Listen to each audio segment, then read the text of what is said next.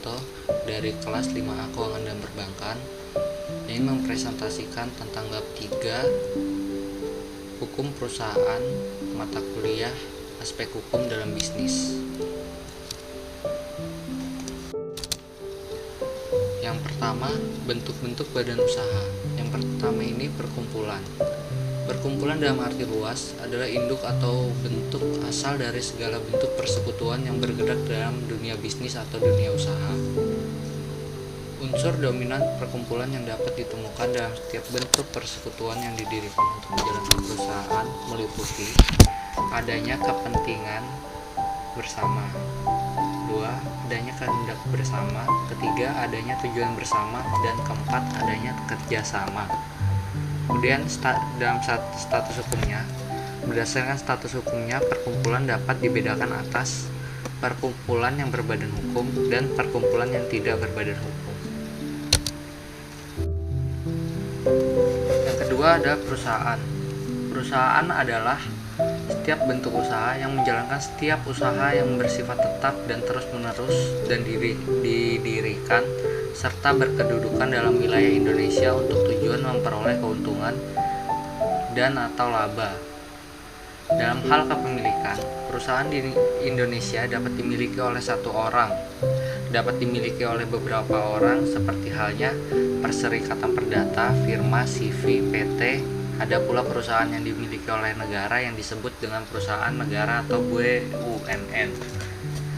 Kewajiban orang menjalankan perusahaan, yang pertama, punya dokumen perusahaan, dan yang kedua, mendaftarkan perusahaannya tersebut kepada negara. Selanjutnya kita masuk ke dalam bentuk-bentuk perusahaan. Bentuk-bentuk perusahaan yang pertama, perserikatan perdata. Perserikatan perdata adalah perjanjian antara dua orang atau lebih yang mengikatkan diri untuk memasukkan suatu indang ke dalam perserikatan dengan maksud untuk membagi keuntungan atau manfaat yang diperoleh karenanya. Kemudian peraturan dalam pengurusan perserikatan perdata. Dalam suatu masyab atau perserikatan perdata, apabila tidak diatur secara khusus oleh para pihak dalam perjanjian pendirian, maka terhadap masyab berlaku peraturan pengurusan yang diatur dalam pasal 1639 KUH Perdata. Yang pertama, para sekutu dianggap saling memberikan kuasa untuk melakukan perbuatan pengurusan bagi sekutu lain. Kedua, pengurusan harus memberikan manfaat atau hasil bagi semua anggota sekutu. Dan yang terakhir, perbuatan basiking harus dengan persetujuan semua sekutu. Kekayaan suatu masyab terdiri atas yang pertama inbreng, kedua penagihan ke dalam, yang ketiga uang ganti rugi dari sekutu yang berbuat kesalahan, dan yang terakhir penagihan keluar kepada pihak ketiga. Berakhirnya masyab. Suatu masyab dapat berakhir karena alasan-alasan sebagai berikut. Yang pertama, hancurnya benda atau objek masyab. Yang kedua, pengakhiran oleh salah seorang anggota. Yang ketiga, jangka waktunya. Yang keempat, pengakhiran oleh hakim dengan alasan sah.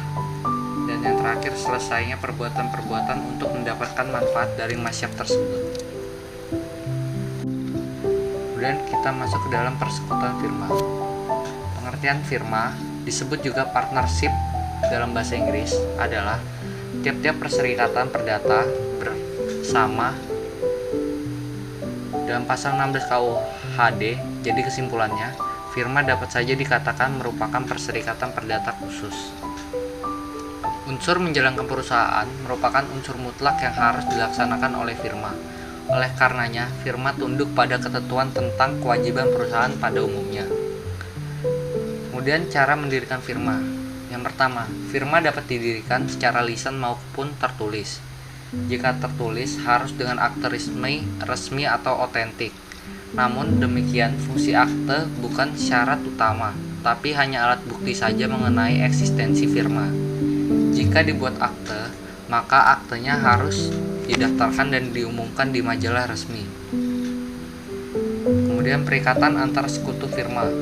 Hubungan ke dalam seperti pada masyab termasuk pembagian untung rugi, bear and basiking daden, dan sebagainya.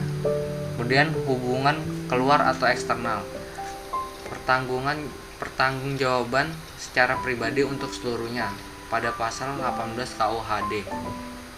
Kemudian yang terakhir, pada prinsipnya seorang anggota sekutu dapat menggugat persekutuan. Yang selanjutnya, persekutuan komanditer atau CV. CV adalah persekutuan antara seseorang atau lebih sekutu yang bertanggung jawab secara pribadi untuk seluruhnya pada satu pihak, dan seorang atau lebih sekutu yang hanya menyerahkan uangnya atau geldsitter pada pihak lain. CV berdasarkan pasal 19 sampai dengan 21 KUHD. Di sini disebutkan jenis-jenis dari CV. Sekutu kerja atau sekutu komplementer, sekutu aktif atau sekutu pengurus. Yang pertama, sekutu ini berhak memasukkan modal ke dalam persekutuan.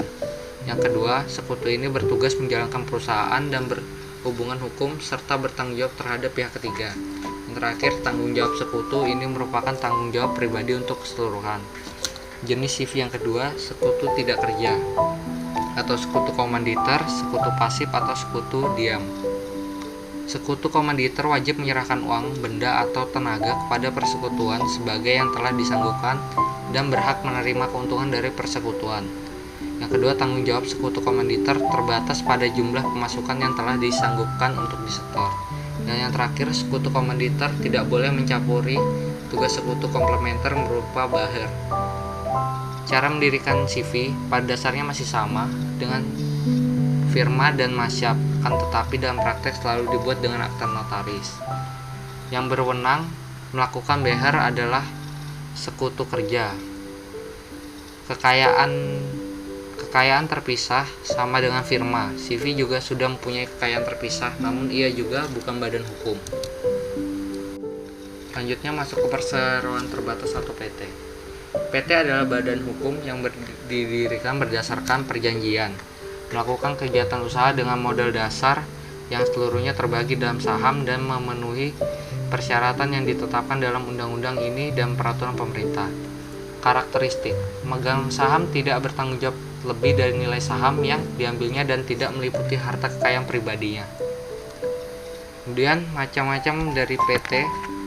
Ada PT terbuka yang punya indikator di belakang nama PT diberikan tanda TBK dan biasanya go public. Kemudian PT tertutup dengan indikator modal dasarnya sama dengan 20 juta.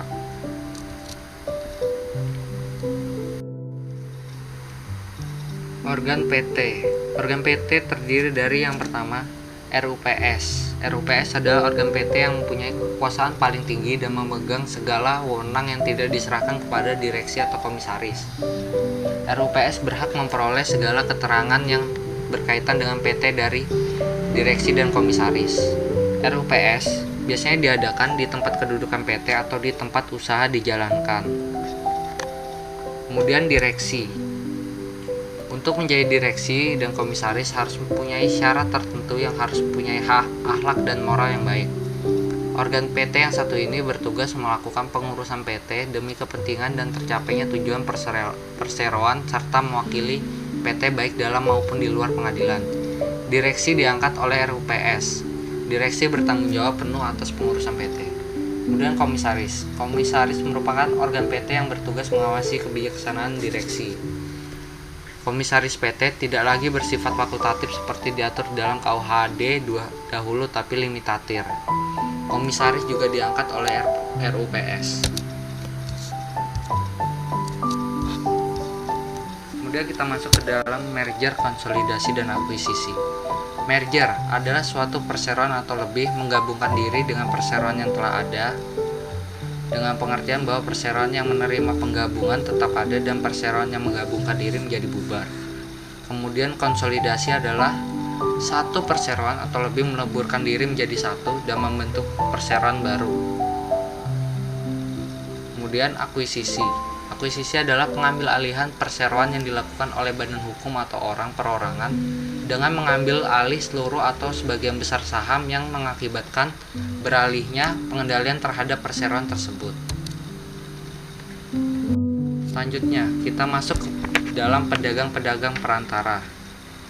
Di dalam pedagang-pedagang perantara dibagi jadi dua. Yang pertama, pembantu dalam penyelenggaraan perusahaan. Yang pertama, pengurusan filial, pemegang prokurasi, dan yang terakhir, pimpinan perusahaan. Kemudian pedagang perantara itu sendiri, yang pertama pekerja keliling, agen perniagaan, makelar, dan komisioner. Dan yang terakhir, bursa perniagaan.